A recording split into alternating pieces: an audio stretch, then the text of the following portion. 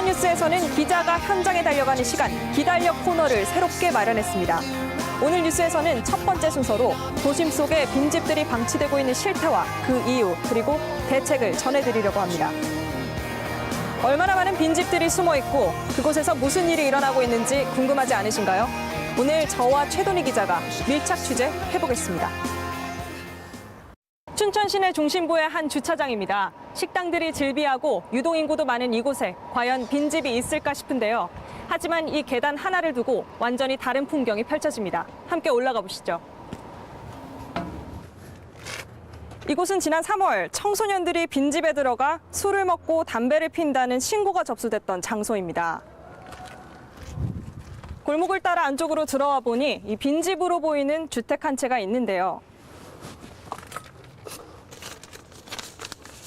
상하수도 요금 청구서를 살펴보니 지난 2월 초부터 한 달간 사용량이 0입니다. 길을 따라 쭉 올라가 보겠습니다.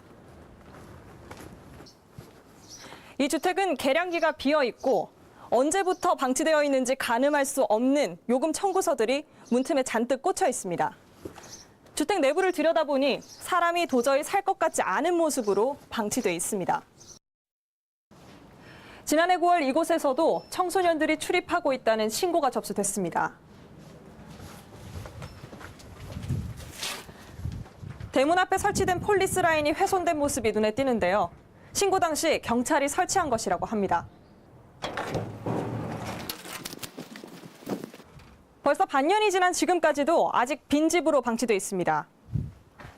보니까 소주병과 종이컵들이 널브러져 있고 식탁과 같은 가구도 아직 비치돼 있습니다. 학생 애들이야. 중학교, 고등학교 고래들이 와서 술 먹고 그래가지고 신고를 했지. 외딴 곳도 아닌 도심 한복판에 이런 빈집들이 방치되고 있는 이유는 무엇일까요? 춘천시청에 출입하고 있는 최돈희 기자, 설명해 주시죠. 현재 춘천에는 이 같은 빈집이 360여 곳이 있습니다. 춘천시는 경찰과 함께 이 가운데 25곳을 올해 철거할 예정입니다. 하지만 철거도 쉬운 일은 아닙니다. 빈집이라도 엄연한 사유재산이어서 집주인들의 합의가 필요하기 때문인데요.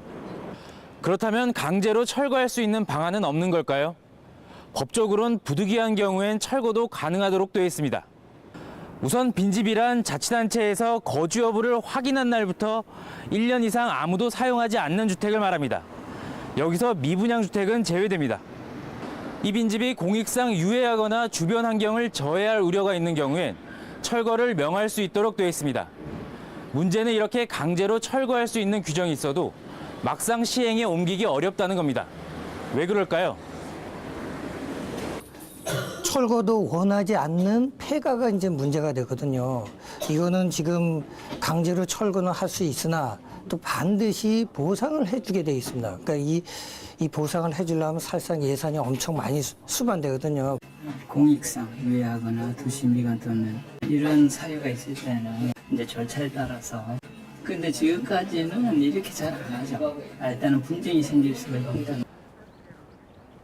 결국 분쟁의 우려 때문에 적극 나서지 못하고 있는 겁니다. 그렇습니다. 춘천경찰서에서는 현재 방치되고 있는 일부 빈집이나 폐가 근처에 이렇게 출입금지 안내판을 부착해두고 있습니다.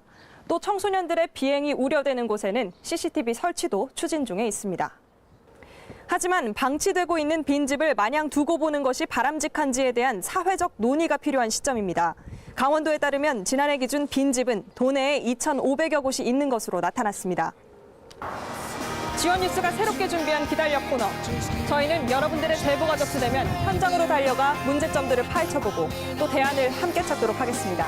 저희 기달려 팀은 여러분들의 소중한 제보를 기다립니다.